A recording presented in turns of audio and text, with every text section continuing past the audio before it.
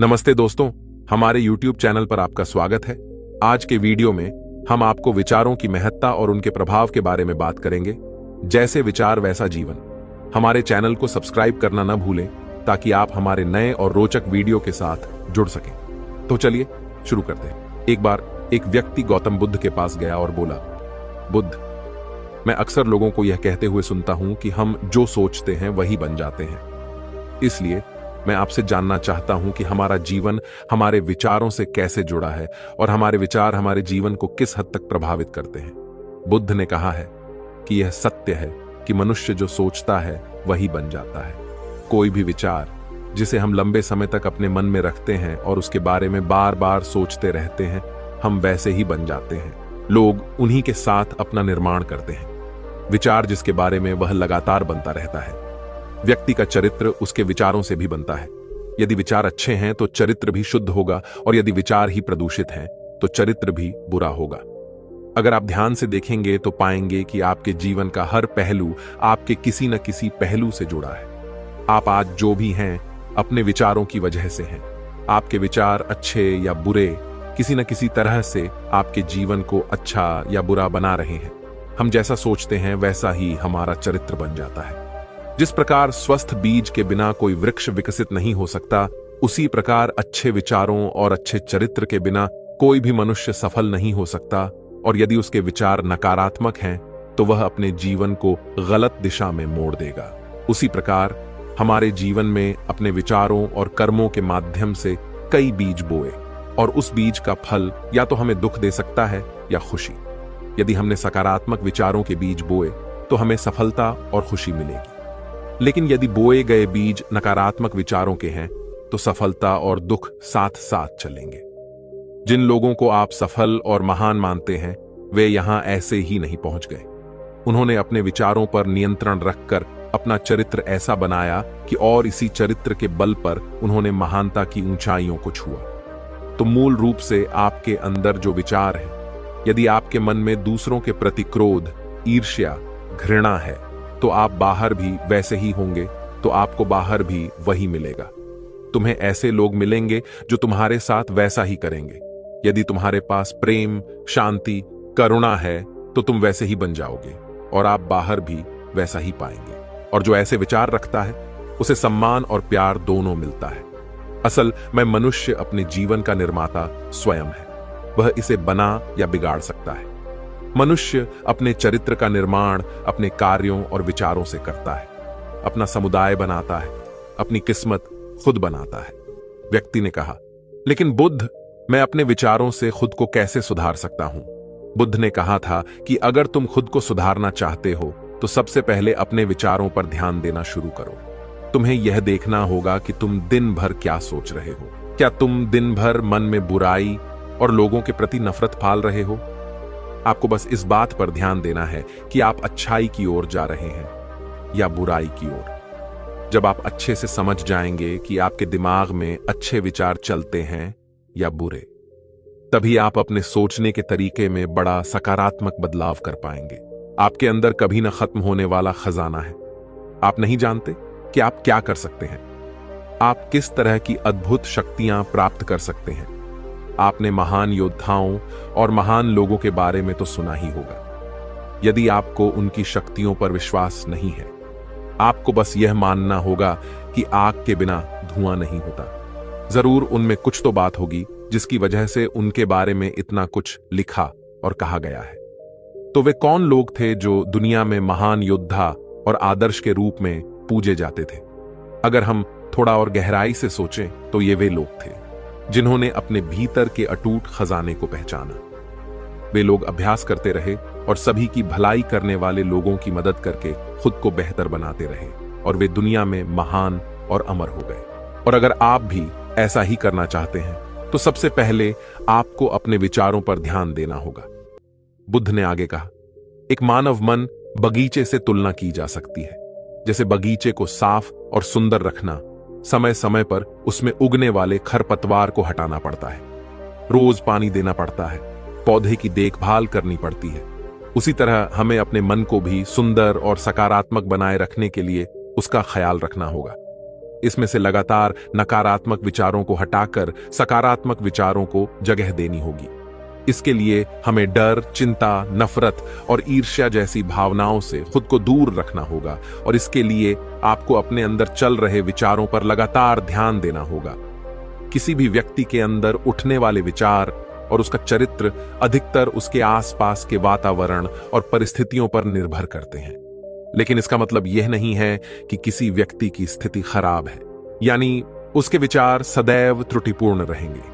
वह उन पर ध्यान देकर अपने विचारों को बदल सकता है और जैसे ही उस व्यक्ति के विचार बदल जाते हैं तो उसका चरित्र और उसके काम करने का तरीका अपने आप बदल जाता है। यह सभी चीजें धीरे धीरे सीखनी होती हैं। विचारों के काम करने के तरीके को समझना होगा। आपको सबसे पहले यह स्वीकार करना होगा कि जो काम सामने वाला कर सकता है वह आप भी कर सकते हैं। आपको बस इसका बार बार अभ्यास करने की जरूरत है। नई चीजें सीखने की जरूरत है। जैसे जैसे आपका मन बदलेगा, आपकी परिस्थितियां भी बदल जाएंगी। आप जो भी विचार बीज रूप में अपने मन में डालते जाएंगे, यह धीरे धीरे आपके चरित्र और आपके कार्यों में दिखना शुरू हो जाएगा और एक बार वह विचार आपके अंदर जड़ें जमा लेगा तो आपको सफल होने से कोई नहीं रोक सकेगा। लेकिन अगर वह बीज या विचार नकारात्मक है तो आपको भी असफलता से कोई नहीं बचा सकता।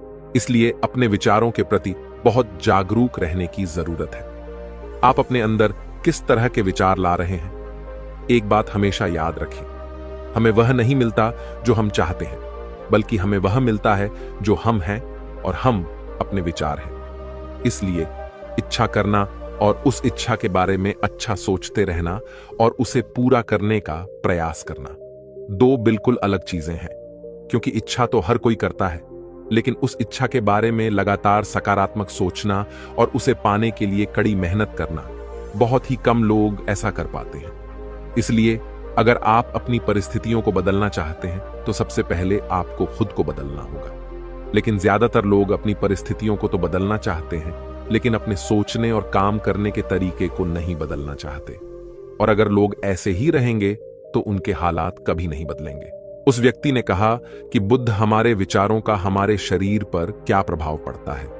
बुद्ध ने कहा था कि हमारा शरीर हमारे दिमाग का गुलाम है। हम जो भी सोचते हैं उसका पहला प्रभाव हमारे शरीर पर ही पड़ता है।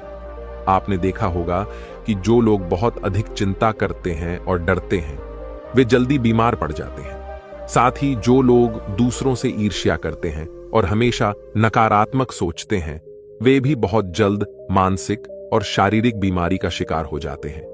और अगर आप ऐसा सोचते हैं तो आपके साथ भी ऐसा ही होगा। इसके विपरीत जो लोग हमेशा खुश रहते हैं वे दूसरों के बारे में अच्छा सोचते हैं, हमेशा स्वस्थ रहने के बारे में सोचते रहते हैं, तो उनकी ऊर्जा एक समान हो जाती है और इस ऊर्जा का सकारात्मक प्रभाव सबसे पहले उनके शरीर पर पड़ता है। क्योंकि जिस व्यक्ति का मन शांत होता है उस व्यक्ति के शरीर की आधी बीमारी अपने आप ही खत्म हो जाती है। हम स्वस्थ रहेंगे या बीमार, यह हमारे आसपास के माहौल और परिस्थितियों के अलावा हमारी सोच पर भी निर्भर करता है। एक कमजोर और बीमार विचार हमारे शरीर को भी कमजोर और बीमार बना देता है। आपने अपने आसपास देखा होगा कि जो लोग बीमार होने से सबसे ज्यादा डरते हैं, जो सबसे ज्यादा बीमार पड़ ढहते हैं, इस डर ने लाखों लोगों की जान ले ली है। इसके विपरीत जो लोग अपने शरीर के बारे में अच्छा सोचते हैं वे स्वस्थ और मजबूत महसूस करते हैं और जिनके विचार शुद्ध होते हैं उनका शरीर स्वस्थ और मजबूत हो जाता है।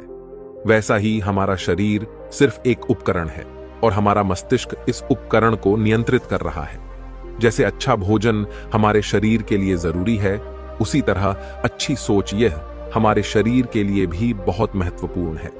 जैसे ही आपके विचार शुद्ध हो जाएंगे, इसका सबसे पहला असर आपके शरीर पर दिखाई देगा। एक शुद्ध और सकारात्मक दिमाग आपको कभी भी खराब खाना खाने नहीं देगा। इसलिए सबसे पहले अपने दिमाग को सुरक्षित रखें, फिर यही दिमाग आपके शरीर को हर बीमारी से बचाएगा। यदि कोई बीमार और कमजोर व्यक्ति अपने शरीर को पूरी तरह से स्वस्थ बनाना चाहता है तो उसे सबसे पहले अपने शरीर को ठीक करना चाहिए। विचार और उसका मन उसे प्रकृति के संपर्क में रहना चाहिए। उसे सूरज की रोशनी में रहना चाहिए और 1 सेकंड के लिए भी अपने शरीर के बारे में नकारात्मक नहीं सोचना चाहिए। वह जैसा स्वास्थ्य चाहता है वैसा ही उसे महसूस करना चाहिए और पूरा विश्वास है कि वह वैसा बन सकता है। उस व्यक्ति ने कहा, बुद्ध, अब आप मुझे बताएं कि हमारे विचार हमारे लक्ष्य को कैसे प्रभावित करते हैं। बुद्ध ने बताया कि जब तक आपका लक्ष्य आपके विचारों के अनुरूप नहीं होगा तब तक आपको सफलता नहीं मिल सकती है। कहने का मतलब यह है कि आप हर दिन एक नई चीज सोच सकते हैं, जो मैं आज चाहता हूं या बनना, कल मैं वह बनना चाहता हूं या बाद में कुछ और। लेकिन जब तक आप अपने लिए कोई लक्ष्य निर्धारित नहीं करते तब तक आप कोई भी बड़ा काम नहीं कर सकते, क्योंकि नियम यह है कि जो काम हम बार बार करते हैं उसी काम में हम आश्चर्यजनक सफलता हासिल कर सकते हैं। अगर आप हर दिन अपना लक्ष्य बदलते रहते हैं तो आप कहीं नहीं जा रहे हैं। इसलिए आपके जीवन में एक निश्चित लक्ष्य होना चाहिए और आपको अपनी पूरी मेहनत और लगन से उस लक्ष्य को पूरा करने का प्रयास भी करना चाहिए। और इसके लिए आपको अपने सभी विचारों को अपने लक्ष्य पर केंद्रित करना होगा, अन्यथा आपके विचार बिखरे रहेंगे और हो सकता है कि एक बार आप असफल हो जाएं या आपको शुरुआत में कोई सफलता न मिले तो दूसरों को देखकर आपके मन में यह ख्याल आने लगा कि यह काम तो आसान है, जब वह इस काम में सफल हो सकता है तो मैं भी सफल होकर अच्छा पैसा और नाम कमा सकता हूं। और यह भी संभव है कि इस काम में असफल होकर भी तुम दूसरी तरफ भागो और ऐसा करते समय आप कई काम करते हैं, लेकिन हो सकता है कि आप किसी एक चीज में सफल ना हो पाए। इसलिए आपको पहले एक चीज तय करनी होगी, तभी आपके विचार एक काम पर फोकस कर पाएंगे। अब आपका वह लक्ष्य कुछ भी हो सकता है, चाहे मन की शांति पाना हो या अमीर बनना हो, लेकिन याद रखें, लक्ष्य वही है जो आपके विचारों को एक दिशा में केंद्रित रख सके। यदि आप बार बार अपने लक्ष्य हासिल करने में असफल हो रहे हैं तो इसका मतलब यह नहीं है कि आप इसे हासिल नहीं कर सकते, बल्कि इसका मतलब है कि आपके पास अपने लक्ष्य को हासिल करने का तरीका गलत है। इसलिए आपको अपना लक्ष्य नहीं बदलना है, बल्कि अपनी सोच और अपने काम करने का तरीका बदलना है। अगर आप ऐसा करेंगे तो आप धीरे धीरे सीख जाएंगे और अपने लक्ष्य तक पहुंच जाएंगे। अपनी असफलताओं से कभी मत डरो। अगर आप कुछ बड़ा हासिल करना चाहते हैं तो आपको अंदर से बहुत मजबूत होना होगा, क्योंकि चाहे आप कुछ भी करें, लोग अक्सर आपको अपनी बातों से कमजोर और हताश करने की कोशिश करेंगे। इसलिए अगर आप डरेंगे तो आप अपने किसी भी लक्ष्य में सफलता हासिल नहीं कर पाएंगे, क्योंकि डर आपकी सभी आशाओं को नष्ट कर देता है और आपके सभी विचार केवल आपके डर तक ही सीमित रह जाएंगे। और डर डर कर आप अंततः खुद को शारीरिक और मानसिक रूप से बीमार बना लेते हैं। तब आपको समझ आएगा कि आपने अपने झूठे डर के एहसास में कितनी बड़ी गलती कर दी है, और फिर आपके लिए खुद को उस स्थिति से बाहर निकालना बहुत मुश्किल हो जाएगा। इसलिए सबसे पहले एक लक्ष्य बनाएं ताकि आपके विचार उस पर केंद्रित हो सकें। उसके बाद अगर आप बार बार असफल होते हैं तो भी घबराएं नहीं, क्योंकि यह लक्ष्य हासिल करने का ही एक हिस्सा है, और पूरा विश्वास रखें कि आप जरूर सफल होंगे और एक दिन तुम भी हो जाओगे। उस व्यक्ति ने कहा, बुद्ध, विचारों और मन की शांति के बीच क्या संबंध है? बुद्ध ने बताया कि मन की शांति एक ऐसा खजाना है जिसे दुनिया के 1% लोग भी हासिल नहीं कर सकते, और जिसने यह खजाना हासिल कर लिया है वह दुनिया के सबसे भाग्यशाली व्यक्ति है। वह भीड़ में अलग दिखता है। यह कहना उतना आसान नहीं है जितना लगता है। मन की शांति केवल लंबे समय तक आत्मनियंत्रण के माध्यम से ही प्राप्त की जा सकती है। जब कोई व्यक्ति खुद को समझता है और दुनिया प्यार और प्यार के बीच के अंतर को समझती है, उसके अंदर नफरत, डर और ईर्ष्या जैसी भावनाएं खत्म हो जाती हैं। तब एक दिन व्यक्ति को मन की सच्ची शांति मिल सकती है, और यही हर इंसान का अंतिम लक्ष्य भी है। एक शांत व्यक्ति सबसे खराब परिस्थितियों में भी खुद को नियंत्रित कर सकता है। एक शांत व्यक्ति के पास जितनी मानसिक शक्ति होती है उतनी किसी और के पास नहीं होती। शांत व्यक्ति का अर्थ है वह व्यक्ति जिसका मन पूर्णतः शांत हो, क्योंकि जैसे ही आपका मन शांत हो जाता है आपके सभी विचार शांत हो जाएंगे, और तब आपको महसूस होगा कि सचमुच आपका दिमाग कितना शक्तिशाली है। जैसे ही आपको मानसिक शांति मिलेगी आप महसूस करेंगे कि आपकी मानसिक शक्ति इतनी बढ़ गई है कि आपके लिए सब कुछ आसान हो गया है। आप जहां भी हों, आपकी परिस्थितियां जो भी हों, आप खुद को स्वीकार करना शुरू कर देंगे। आप हमेशा खुश रहेंगे और अगर आप यह मुकाम हासिल करना चाहते हैं तो इसकी शुरुआत आपको अपने विचारों से करनी होगी। अपने विचारों पर नियंत्रण, और अपने विचारों पर यह नियंत्रण आप केवल और केवल ध्यान के माध्यम से ही प्राप्त कर सकते हैं। इतना कहकर बुद्ध चुप हो गए और ध्यान करने लगे, और वह व्यक्ति भी उनको प्रणाम करके चला गया। दोस्तों, आपने आज के इस वीडियो से क्या सीखा वह मुझे आप कमेंट में बता सकते हैं। इसी के साथ में उम्मीद है कि आपको आज की वीडियो पसंद आई होगी, तो इस वीडियो को उस इंसान को शेयर करें जिससे यह कहानी सुनने की जरूरत है, और उसी के ठीक बाद चैनल को सब्सक्राइब करें। तो चलिए फिर मिलते हैं ऐसी एक और नई वीडियो में एक नए मैसेज के साथ। तब तक के लिए अपना ख्याल रखें। धन्यवाद और नमो बुद्धाय।